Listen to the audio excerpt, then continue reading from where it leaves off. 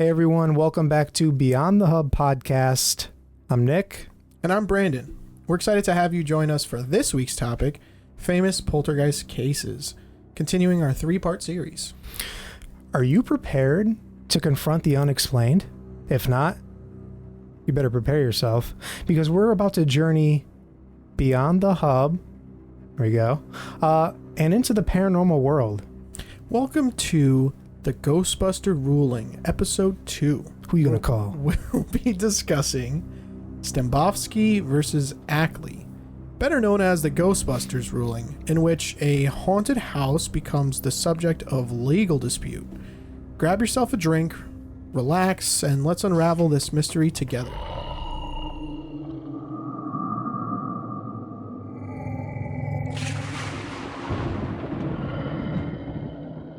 You're really getting relaxed. We also want to welcome everyone who has joined us from movies, music, and monsters. We're incredibly grateful for the shout out from my stepdad's YouTube channel. Thank you for being here. Welcome, everybody. And this case takes us to Nyack, New York. Yep. Where a house becomes a center of a legal storm because of some alleged poltergeist activity. Let's set the scene, Nick. Okay. Helen Ackley and her family lived in this house and claimed it was home to not one, not two, but numerous poltergeists. What? Yeah. You got something to pull up for this? Just a picture of the house. I love it.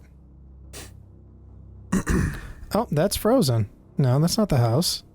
Oh, you're getting me with ads now. Now you want to get me with ads. Okay. Where's a picture of the house? You're joking. All right, here we go. Ah, there we go. That's a nice house. Doesn't look haunted. It doesn't look haunted.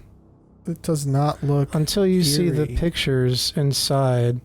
Oh, look at that, dude. Yeah, right in the lake. Oh my gosh. A river. I think that's on the river. That's not a lake. That's a river. Well, it's obviously didn't look like this in the 1800s. Yes, it did. Well, not with that table furniture, but no, actually, this is a picture from the 1800s. This is, everyone. Don't mind the treadmill outside. Yeah, that existed in the 1800s. That is so cool looking. That is a really nice house. Where's the one? And there's a picture of the. Yeah, everything. This was all standard back then.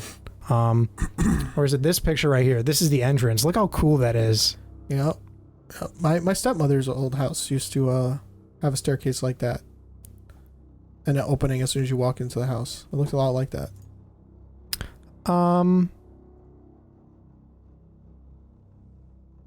So, what do you think about the house in general? Like, what does it look like?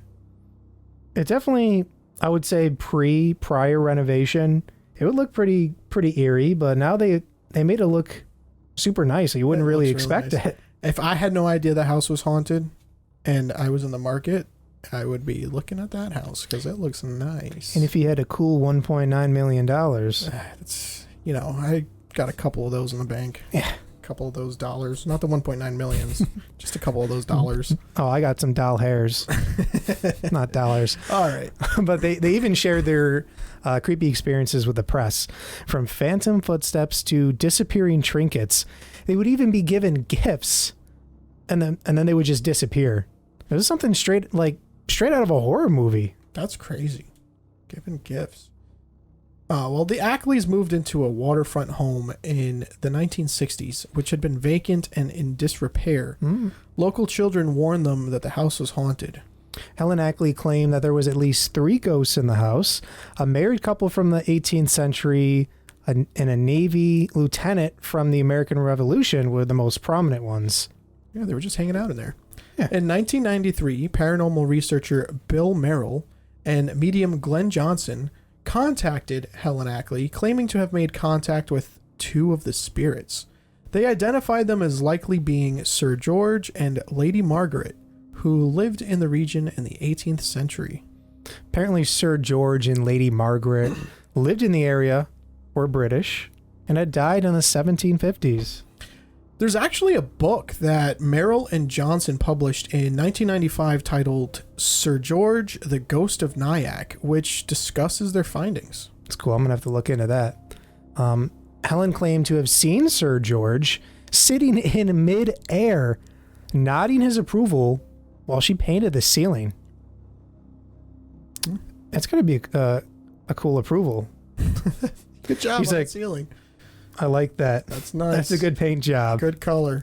Helen's daughter Cynthia reported being awoken by a supposed poltergeist when something began shaking her bed. However, the shaking stopped when she announced she didn't have school the next morning. Well, in that case, I'm not going to keep you All up. right, I want to fine. ruin your school day. Sleep in. Despite all of these eerie incidents, the Ackleys claimed to have had a mostly peaceful coexistence with the poltergeists. Now, after a lawsuit judgment against Helen, she claimed she was moving and taking the ghosts with her. Yep, they're coming right with her. Here's where it gets really interesting. Jeffrey Stembowski comes along, ready to buy the house, but little does he know, it comes with some ghostly roommates. I really wish I could do like a voice effect on myself, like in real time. Real time? That'd be so cool. Actually, I can in here, but if I mess with that control system right now and don't get it back, I'll be sad. Let's not do that. In the future. So that's where this story takes a legal turn. Poltergeist? Legal? Ghosts? Who are you gonna call? The Ghostbusters. Ackley had publicized the haunting before, so legally she couldn't deny its existence. Yet, amidst this legal backdrop, a deeper discussion emerged. The court talks about the duty to disclose and equity, drawing parallels to ghostly tales like Hamlet and Ghostbusters. Now that's an interesting blend of like supernatural and the legal world, wouldn't you say? Yeah, absolutely, Nick. It's a case that blurs the lines between reality and the paranormal. It blends them together. You don't really hear many, actually. I don't think I have heard, maybe one, and I can't remember the specifics, one case where paranormal is involved in a legal setting in court. That was the case. It was the demonic possession. Yeah, it was Used as a defense for, I can't remember his name. I remember it was the one where the demon transferred to the younger sibling. I know what you're talking about. I can't think of the name. It was one of the Warrens cases that they investigated. Yes. And that was the first time that demonic possession was used as a defense in court. I think in American history, right? It was the first time in American history, because it could have been used in England or Britain or whatever, or something like that. But yeah, I think it's blurring these lines for sure. It was definitely like a legal roller coaster.